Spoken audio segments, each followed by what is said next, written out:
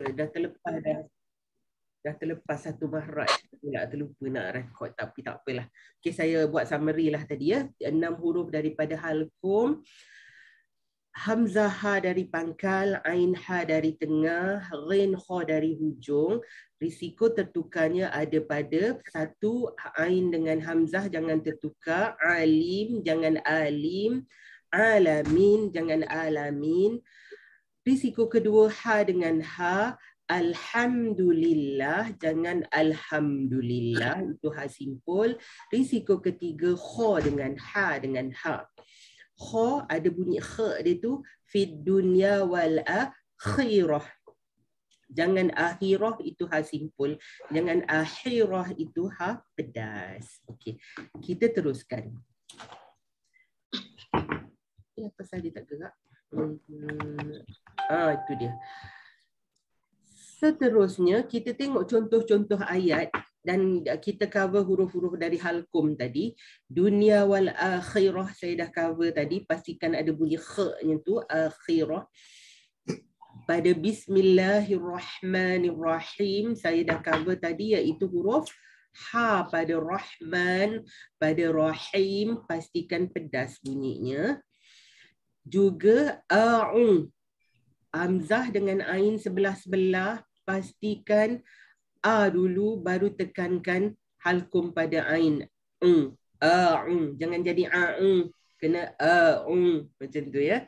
Okey, itu yang kita dah cover. Lagi mana ni? Pada perkataan khalaqa. Min syarri ma khalaqa. Ada kha dia tu. Khalaqa, jangan khalaq. Kha tu bukan. Dia kena kha. Khalaqa. Ghin kita dah cover, sebutan dia tak ada masalah. Wa min syarri ghasiqin idza waqab. Lagi kita dah cover pada ain dekat sini. Uqad, pastikan bunyinya fokus pada ain. Wa min syarri naffatsati fil 'uqad. Uqad, jangan uqad. Kena uqad. Cuba tak berlatih yang ini. Fil uqad. Betul. Betul. Dan pada huruf ayat akhir pada surah Al-Falaq ada dua ha, pastikan dua-dua tu kita pedaskan. Wa min syarri hasidin idza hasad. Cuba berlatih. Jangan syarri hasidin idza hasad, itu ha simpul. Cuba berlatih baca ayat yang akhir tu. Wa min, ada siapa-siapa nak volunteer? Min syarri hasidin idza hasad. Betul, betul. Cukup pedasnya tu. Wa min syarri hasidin idza hasad. Betul, betul. Cukup pedasnya. Dan ini contoh bila ha dengan ha kat sebelah-sebelah, pastikan bunyinya tu berbeza ya. Yang satu ha, yang satu ha simpul. Wasyamsi wa duhaha. Satu ha, satu ha biasa. Cuba berlatih yang ni. wasyamsi wa duhaha. Ada yang ha tu tak boleh. Kena ha. Min syarri hasidin idza hasad. Cuba ni kita tengah berlatih yang bawah ni. Ha dengan ha. Wasyamsi wa duhaha. Ada siapa-siapa nak volunteer? Wasyamsi wa duhaha. Ha tu kena pedaskan sikit lagi. Ha. Betul, betul. Jadi itulah dia 6 huruf dari halqum yang kita kena hati-hati. Seterusnya kita masuk pada mahraj lidah. Lidah pun ada terbagi pada beberapa bahagian. Dia ada kat pangkal, dia ada kat tengah, dia ada kat tepi dan dia ada juga di hujung. Okey. Jadi kita tengok satu-satu apa dia huruf-huruf yang keluar dari pangkal. Okey. Dari pangkal lidah kita ada 2 huruf, iaitu huruf qaf dan huruf kaf. Tapi tempat dia tu memang dua-dua dari pangkal, tapi dia tak sama exactly tempatnya tu. Kalau tengok gambar ni, lidah yang untuk huruf qaf ni daripada lidah yang paling pangkal kena dengan langit-langit atas. Kalau kaf ni walaupun dia pangkal, dia atas sikit, lidah yang ke depan sikit kena pada langit-langit. Jadi qaf ni diibaratkan macam kita nak menyebut huruf Q dalam Rumi, dia mesti qaqiqu. Cuba sebut. Qaqiqu. Ada yang belum sampai makamnya tu. Kena qaqiqu. Qaqiqu. Ada yang qa-nya dah betul dah, tapi bila sampai kiku jadi kaf lah pula balik. Dia kena pastikan qiqu. Qiqu. Cuba lagi. Betul? Betul puan. Ku tu dah jadi kaf balik. Betul.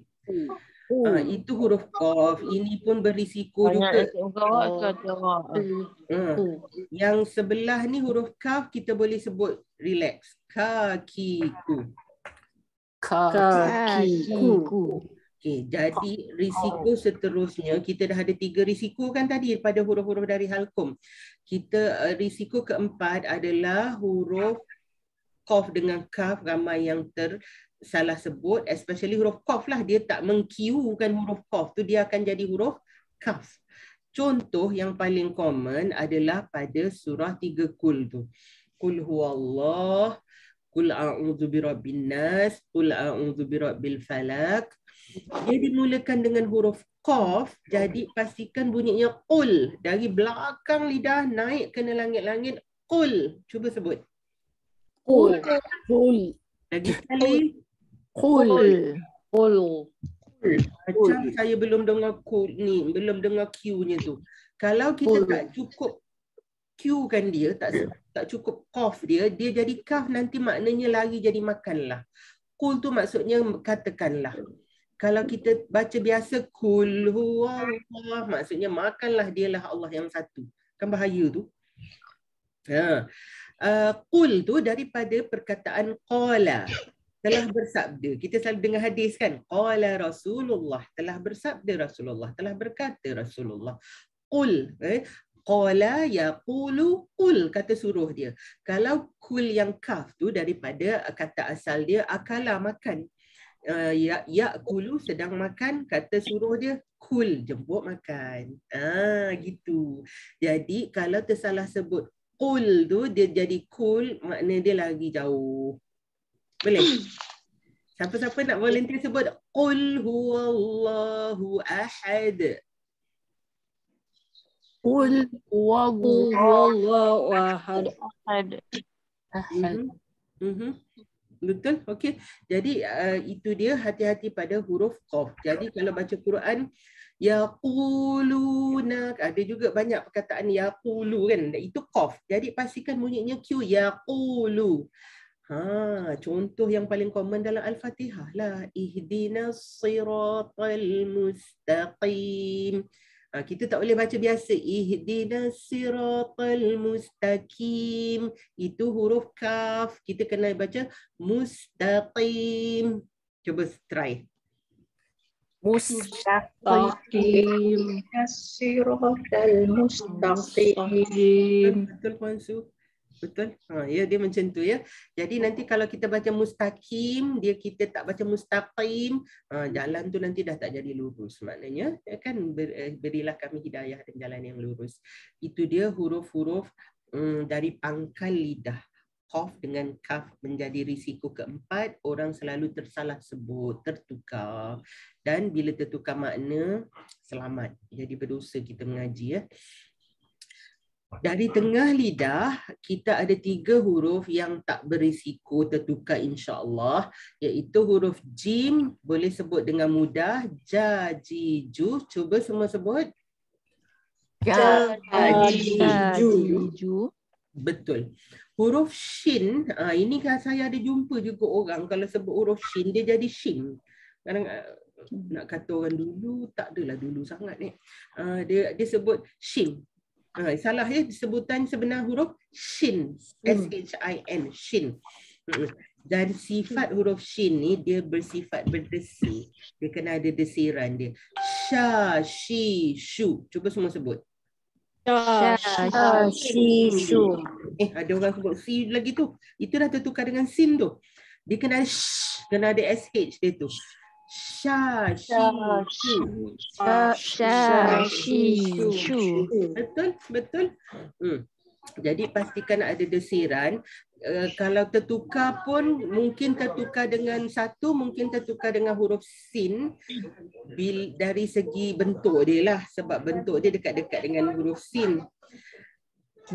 Atau mungkin tertukar dengan huruf sa untuk orang yang belum berapa register sangat bentuk huruf, sebab dia 3 titik sama dengan sa. Beza dia apa? Sa cuma ada satu mangkuk tu. Satu bekas bawah ni. Kalau shin dia ada 3 gigi, ada 2 mangkuk atau 2 bekas. Jadi itu beza dia. Jangan tersalah sebut. Dan huruf ya kita boleh sebut biasa. Ya, i, yu. Cuba sebut. Ya, Betul. Jadi risiko kat sini lebih kepada shin yang mungkin orang tersalah sebutlah dengan sin atau dengan sa. Contohnya, saya ada contoh tak? Itu dia. Contohnya. Contoh yang tadi lah kan pada wasyamsi wa duhaha tadi mana? Mana dia? Ni dia. Ini shin dengan sin sebelah-sebelah dekat-dekat. Pastikan yang shin tu ada desiran, yang sin tu boleh sebut biasa. Wasyamsi. Cuba sebut. Wasyamsi. Betul. Jangan tersebut wasamsi ataupun wasyamsi, jangan ya. Sebab dia dekat-dekat. Takut kita tertukar. Jadi itu dia 3 huruf daripada tengah lidah. Seterusnya kita tengok dari tepi lidah. Dan huruf dot ni pun masalah juga ni sebenarnya. Sebab bila kita tengok mahraj huruf dot, dia tepi, dia bukan keluar dari depan lidah. Selalu kesalahan orang sebut dot ni, dia sebut dari hujung. Dot, itu dia salah. Mahraj huruf dot dari tepi lidah, kiri atau kanan, menyentuh geraham atas. Dia kat sini. Do. Do, di, du. Saya pernah dengar jemputan dekat masjid mana dia daripada Masjidil Haram lah, ketua bahagian Al-Quran ni, dia mengajar Al-Fatihah dekat masjid ya.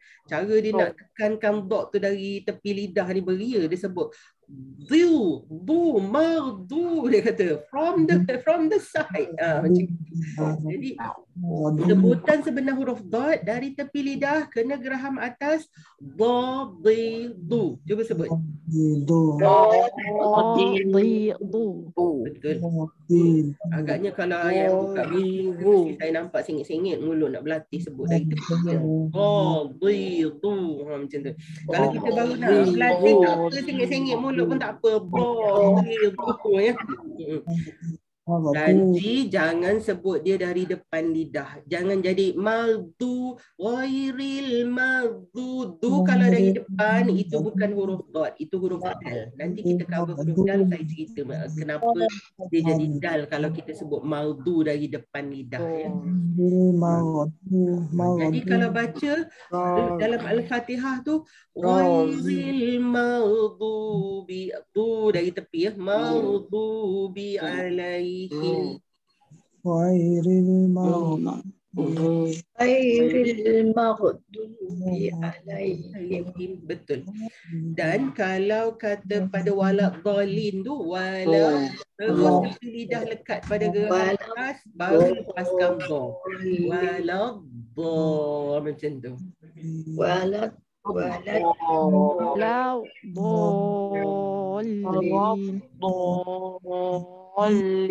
Betul.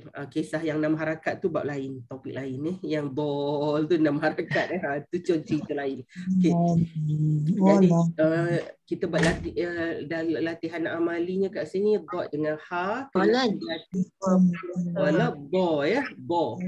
Ada lagi huruf yang kita dah kasih tak dalam surah Asy-Syams ni. Jalaha wallayli yaghshaha. Ini pastikan bunyi shin ya. Idza yaghshaha. Betul. Mana lagi ya ayat yang kita dah cover? Qaf. Wattaqwaha.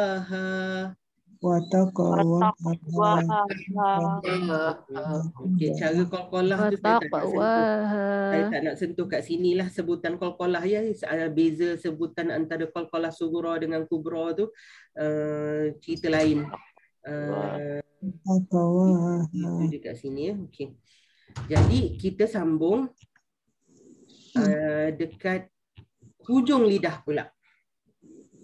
Hujung lidah kena ke langit-langit atas. Maksud langit-langit atas ni dekat belakang gigi ya, belakang gusi gigi tu. Dia belum kena gusi lagi. Belakang sikit. Kat sinilah maksudnya. Kalau ni gigi, maksudnya hujung lidah tu kena belakang sikit daripada gusi gigi. Ada 3 huruf. Nun, lam, ra. InsyaAllah tak ada masalah. Huruf nun bunyinya na, ni, nu. Cuba semua sebut. Nanu. Huruf lam, la, li, lu. Huruf ra, ra, ri, ru. Okey, insya-Allah tak ada masalah tertukar, cuma ada satu risiko yang saya nak highlight kat sini. Huruf ra bila baris atas pastikan bunyinya ra, jangan disebut ra. Ini pun satu kesalahan yang sangat common orang bila mengaji, bila dia baca lancar ni, sedap bunyinya, bila tiba dekat ra baris atas tu dia baca ra. Sangat common. Ya. Contohnya khaira ummatun dia baca khaira. Sebenarnya dalam huruf hijaiyah ada 8 huruf. Bila baris atas dia tak bunyi a, dia bunyi o. Dia bunyi o ya. Contoh salah satunya huruf ra lah. Bila baris atas pastikan bunyinya ra. Ada setengah orang memang ada isu dia dengan 8 huruf ni. Bila baris atas dia tak sebut o, dia sebut o, a. Sa, so jadi sa. Itu masalah yang kena beri perhatian juga ya. Kita teruskan. Saya ni sebenarnya cepat juga sikit saya punya pace ni, saya sedar sebab ada orang kata ada hal nak keluar cepat kan. Okey.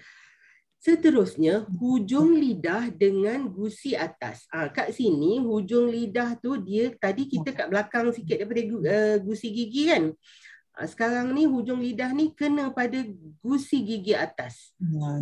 Ke depan sikit dari nun lam ra tadi. Dia ada 3 huruf iaitu huruf ta. Ta kita boleh sebut biasa. Ta, ti, tu. Cuba sebut. Ta, ti, tu. Huruf dal seterusnya. Dal ni yang ada saya cerita tadi kan. Mungkin tertukar dengan dot kan. Kenapa boleh tertukar? Sebab mahraj huruf dal yang dekat hujung lidah dengan gusi atas tu. Mahraj dot dekat tepi. Dan isu kedua dengan huruf dal ni, kalau mengikut lahjah atau sebutan sebenar mahraj huruf dal, dia tak disebut macam huruf di orang Melayu. Orang Melayu sebut dal tu macam di, da, di, du, betul? Kalau kita sebut da, di, du, hujung lidah kita kat mana? Da, di, du, dekat langit-langit kan? Betul? Jadi itu bukan mahraj huruf dal. Mahraj huruf dal hujung lidah dekat gusi atas dia depan sikit. Jadi hasilnya dia akan keluar sebutan macam kita sebut hilat. Da, di, du. Cuba sebut. Da, di, du. Betul. Da, di, du. Jadi satu phrase yang kita boleh guna untuk berlatih menyebut huruf dal ni, budak-budak duduk, duduk. Coba sebut. Budak-budak duduk, duduk. Budak duduk, duduk. Betul. Jadi itulah sebutan huruf dal yang sebenarnya. Jadi kalau kita baca Al-Fatihah pada ayat Iyyaka na'budu wa iyyaka nasta'in, kita tak sebut iyyaka na'budu. Itu bukan dal. Budu. Lagi sekali cuba sebut iyyaka na'budu. Saya pula yang salah.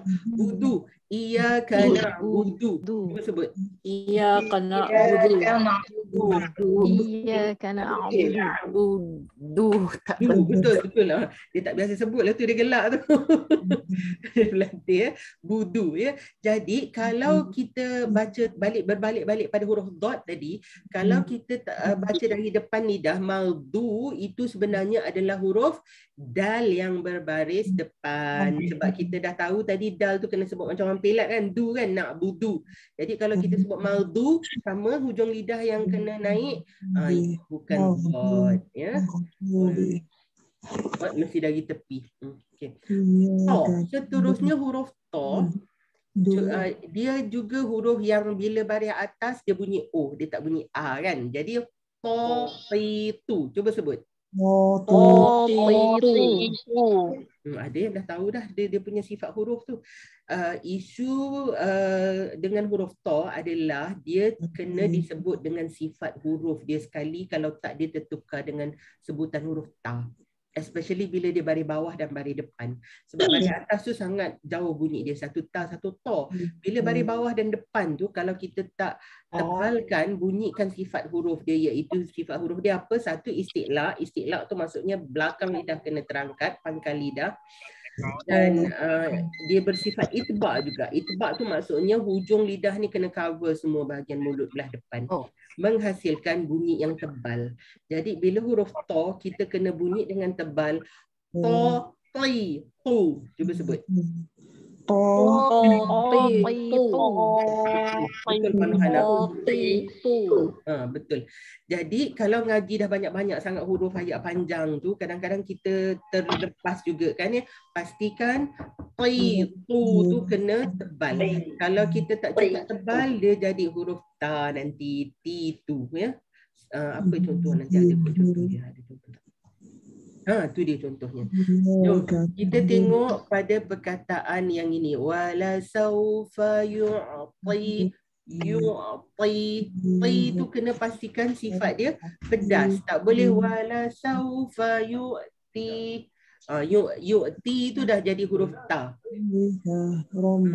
Wala saufa. Ada siapa nak try? Wala saufa yu'tika rabbuka fatarda. Cuba sebut. Wala saufa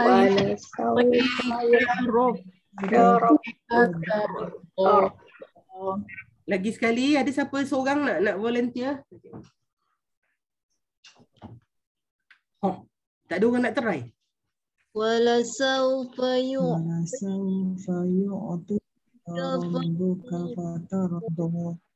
pastikan bunyi dia ti itu berbeza dengan ti ya. Kalau kita sebut biasa ti, itu huruf ta. Dah salah nanti.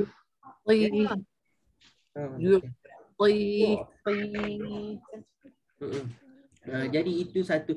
Berbanding kalau kita tengok yang bawah ni yatiman ni huruf ti pula huruf ta. Jadi kita boleh sebut biasa kan. Alam yajidka yatiman, yati boleh biasa selamba.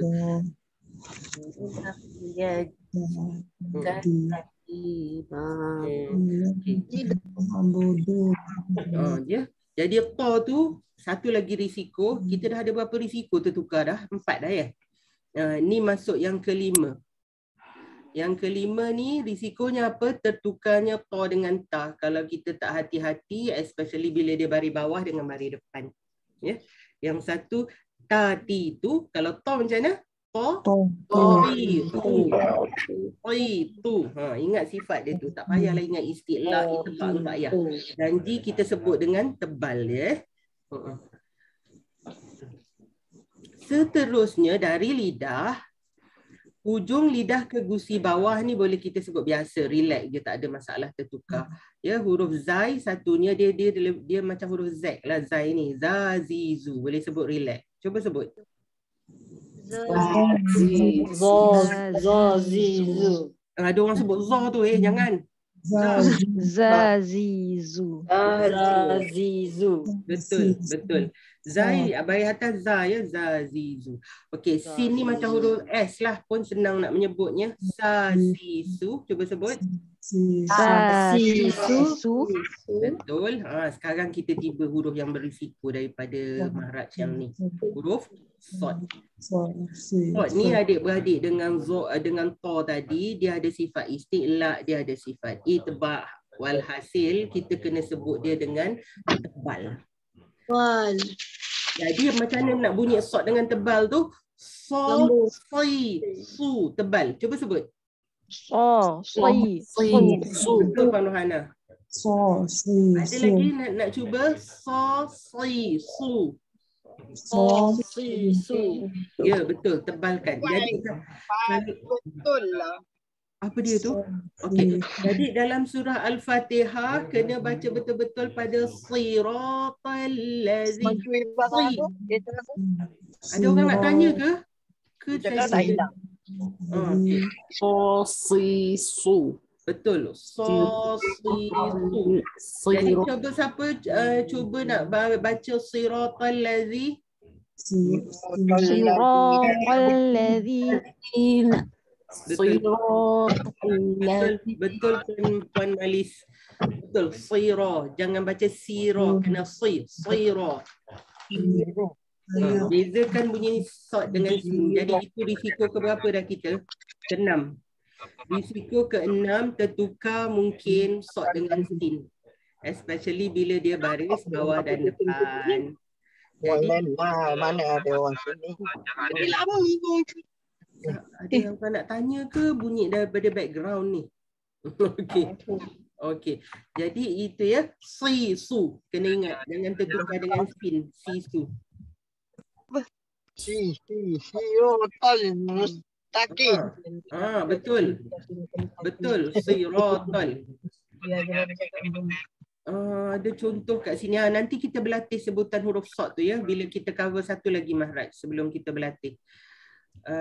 Satu lagi mahraj dari lidah bila lidah kena keluar antara dua gigi iaitu huruf sa, huruf zal, huruf za.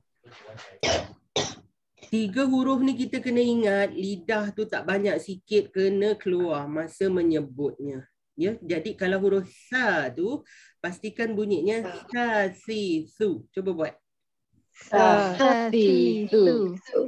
Betul macam betul dah semua dah ni. Ya. Sa si masa berlatih satu-satu betul dan ngaji banyak-banyak kan jadi sa juga keluarnya. Dia kena sa si su gitu ya. Sa si su. Dan seperti biasa saya ni tengah demonstrate jadi saya akan exaggerate lidah saya mungkin keluar lebih sikit. Kalau betul-betul tak payah keluar banyak pun. Okey. Jadi seterusnya huruf zal. 3 huruf ni kena ingat lidah kena keluar menyebutnya. Zal, za, zi, zu. Cuba sebut. Za, zi, zu. Betul. Dan huruf za, dia ada 2 benda kita nak kena ingat dengan za ni. Satu, lidah kena keluar. Kedua, za ni dia sebab ada sifat-sifat huruf dia yang sama dengan sod, dengan dot, dengan ta tadi. Kena sebut tebal. Za, zi, zu. Betul. Kalau kita tak tebalkan dia ada 2 lah silap. Kalau kita tak keluar lidah, kita akan tertukar za dengan zai. Itu satu. Kalau kita dah keluar lidah, tapi tak sebut dia dengan tebal, pun salah juga. Kita akan tertukar dia dengan huruf zal. Sadaqallahul azim. Cuba sebut. Dia tak ada barang tu, dia tengok ada gambar. Sadaqallahul azim. Ada yang dah elok tebal, ada yang tak cukup tebal tu. Kalau tak sebut azim, kita sebut biasa, lidah dah keluar dah ni. Sadaqallahul azim. Itu bukan za lagi, itu dah zal jadinya. Kena keluar lidah. Tebal. Allahul azim. Betul ya. Tebal dan dan lidah keluar. Jadi kita tengok contoh-contoh kat sini dalam surah Al-Baqarah. Ni hati-hati pada kotak pertama ni ada 2 sa, ada 1 zal yang kita kena keluar lidah di 3 tempat tu. Ada siapa nak cuba baca sebelum saya baca? Mathaluhum kamathalil ladzi Betul. Betul. Dia kita kena keluar lidah. Mathaluhum kamathalil ladzi istawqada nara. Ya, kena keluar lidah pada ketiga-tiga ni. Kotak kedua, kena hati-hati pada dha, pada sod, sebab dha ni dah lah lidah keluar, kena baca pula dengan tebal. Sod ni kena bunyikan dia dengan tebal kalau tak tertukar dengan huruf sin. Jadi dha ni kena baca tebal. Wa tarakahum fi dhulumatil la yubsirun. Sirun, jangan yubsirun. Nah, tu dah jadi sin.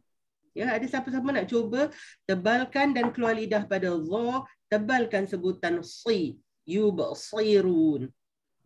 Zulumatil la yubsirun. Betul Puan Rohana. Macam tu ya. Tebalkan dan keluar lidah. Ingat si ni kebanyakannya satu jam setengah. Sod tu pastikan tebal. Jangan ini banyak orang salah, orang tertukar dengan sin bila dia tak dibaca dengan tebal. Yubsirun contohnya, dia kena si. Pastikan dengar saya baca ada beza tak? Zulumatil la yubsirun. Zulumatil la yubsirun. Ada beza kan pada sod baris bawah tu? Ada. Okey. Zulumat ni pun tadi dengan huruf dha, huruf zal pasti lidah keluar fi azanihim. Azanihim. Yang kat sini ada ha, ada ta. Ha kena pedaskan, ta kena tebalkan. Wallahu muhitum. Jangan tum. Kalau salahnya kan, wallahu muhitum bil kafirin. Ha tak pedaskan, ta tak tebalkan. Itu contoh salah. Cuba siapa-siapa nak cuba sini baca dengan betul, pedas pada ha, tebal pada ta. Wallahu muhitum. Betul. Betul, macam itulah bacaannya ya. Jadi itu dia huruf-huruf yang kita perlu beri perhatian. Dah banyak, dah 6-7 risiko dah kita cover ya. Itu dia huruf dari lidah. Apa kita buat summary. Apa dia risikonya? Pertama, tadi qaf dengan kaf jangan tertukar. Mustaqim, jangan baca mustaqim. Apa lagi risiko tadi? Dad, jangan tertukar dengan dal. Maldu dari tepi lidah, bukan maldu dari depan lidah. Itu risiko juga. Ra baris atas dibaca ra, jangan dibaca ra. Dal tak ada tertukar dengan dad lah. Risikonya lebih kepada dad tertukar kepada dal kan. Ta dengan ta ada risiko tertukar bila baris bawah dan depan especially. Ta ni kena baca dengan tebal titu. Kalau ta ni titu. Kalau bagi atas memang jauh lah, satu ta, satu ta. Risiko seterusnya apa tadi yang kita cover? Sa kalau tak keluar lidah. Okey, huruf sa kalau tak keluar lidah akan tertukar dengan huruf sin. Sa pastikan keluar lidah sa. Kalau kita baca masaluhum, kita tak keluar lidah masa, dia jadi huruf sin nanti. Zal kena keluar lidah juga. Tadi apa? Lazi ya. Ni banyak. Siratal lazi. Jangan baca siratal lazi. Kalau lidah tak keluar, dah zal tertukar jadi huruf zai. Dha, apa isu dengan dha ni tadi? Satu keluar lidah, dua kena bunyi tebal. Kalau tak keluar lidah, dia tertukar dengan zai. Kalau dah keluar lidah tapi tak tebal bunyinya, dia akan tertukar dengan huruf zal. Ya sadaqallahul azim, tebal. Zai insya-Allah mudah, tak ada risiko ya. Zazizu huruf zak macam huruf zak. Sod ni pun ada risiko tertukar dengan sin bila kita tak sebut dia dengan tebal. Ya si. Siratal ladzi si. Jangan baca sirat. Kita tak rasa yang kita buat extra effort nak menyebut si tu. Jadi si. Itu dah tertukar jadi huruf sin nanti. Jadi itu dialah. Dah nak dekat 10 juga rasanya risiko kita ni. Risiko tertukar sebutan. Tu tak tinggal orang nyebut. Okay, kita sambung. Daripada bibir. Ada 4 huruf yang keluar dari bibir. Yang 2 ni, yang satu ni waw. Waw ni bibir muncung sikit. Waw kan, mu'minun selalu kita baca kan. Waw ni macam huruf W lah. Wawiwu. Cuba semua sebut.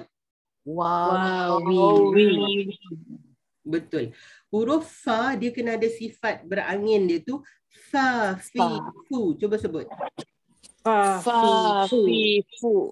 Okay, mahraj huruf fa ni di bibir, gigi atas kena dengan bibir bawah. Fa, fi, fu. Cuba sebut. Fafifu.